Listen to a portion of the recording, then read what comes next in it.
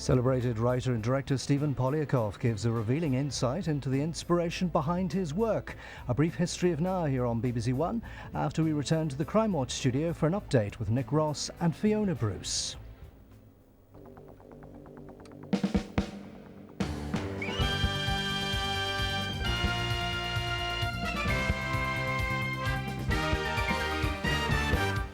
Welcome to Crimewatch Update, and we have had a remarkable set of calls tonight. I'm going to start with one which we appealed upon very briefly. We're looking for a guy called Stephen Samuels. That was about the murder of Nakeem Charles. We've had several calls giving us not only where he is, but the absolute address. And I think we're going to have police officers going round to that address later on tonight. And on the Newport attack, we said that we agonised about whether to show scenes of extraordinary violence of this guy, completely defenceless and innocent, being attacked by these four, and appalling scenes that we showed.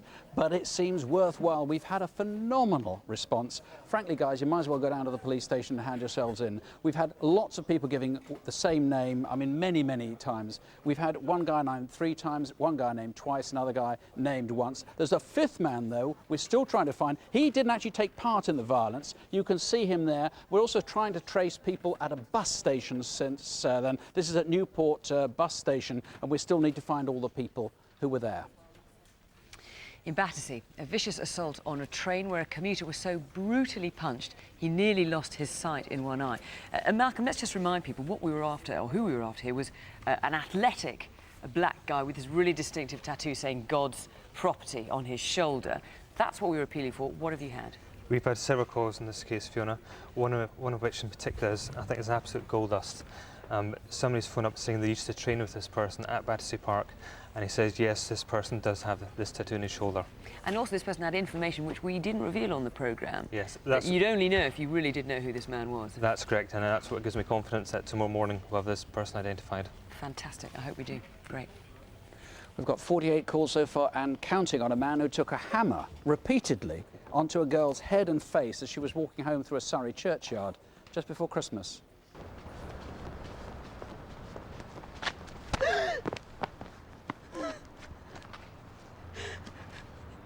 I'm not going to rape you.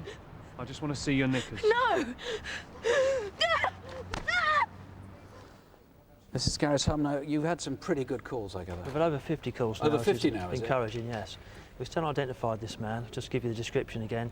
He's 30 to 40 years of age. He is a white male.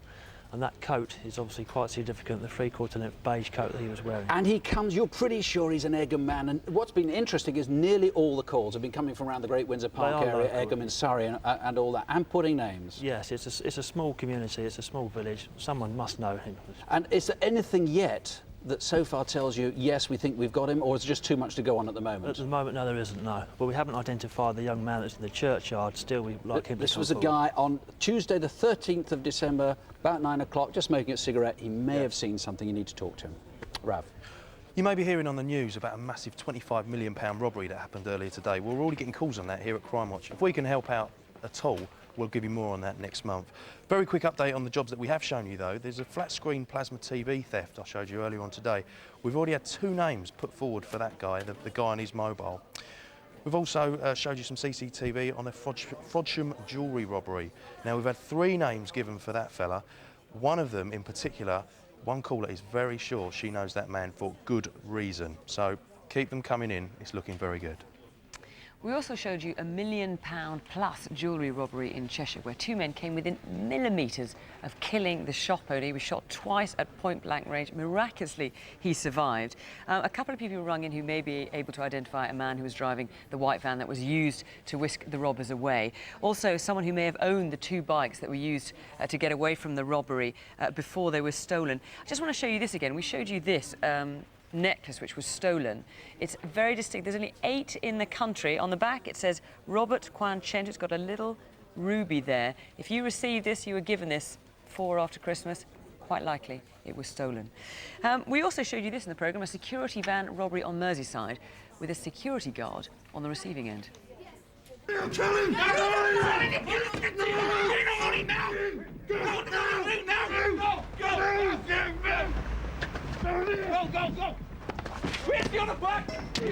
Andy, we didn't show what happened next because it was so horrific.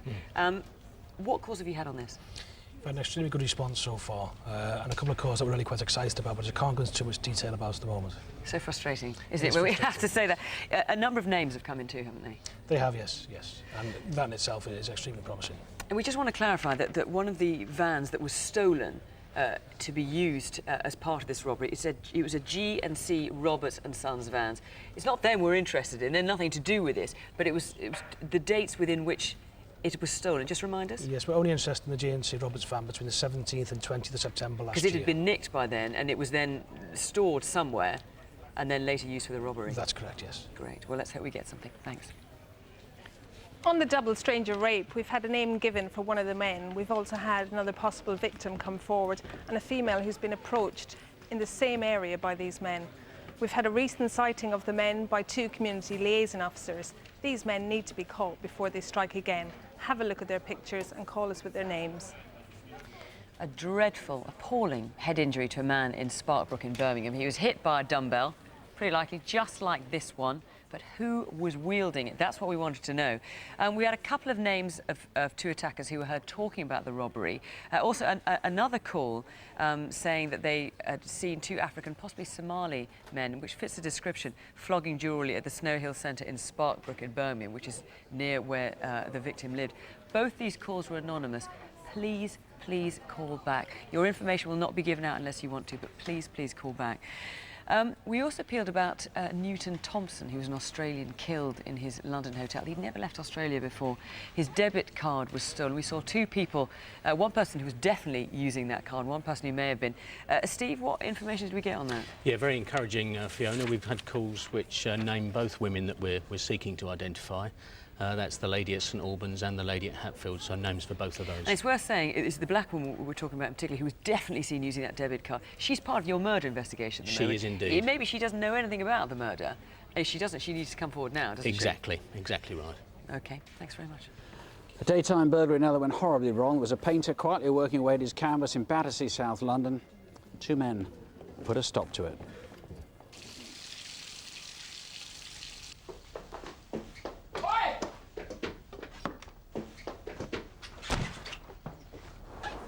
Maria, horrible attack. You've had quite a few calls on this, though. Yeah, it's quite promising. We've had about 10 or so calls.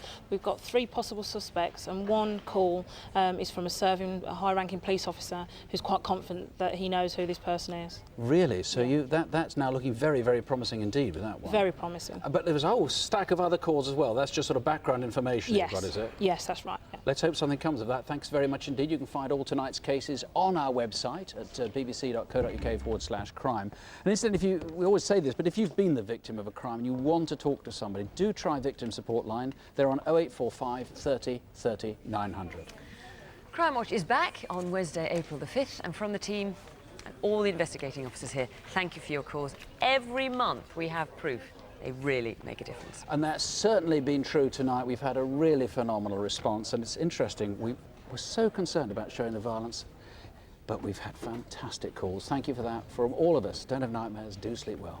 Good night. Good night.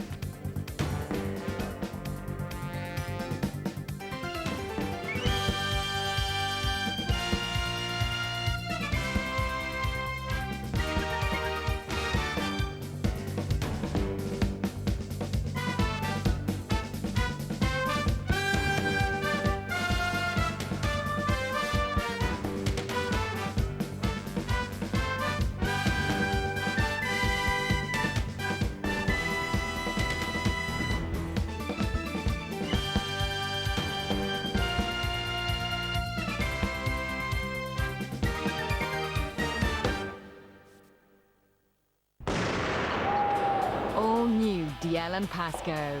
So what's the story? No story there. Oh, come on, Andy.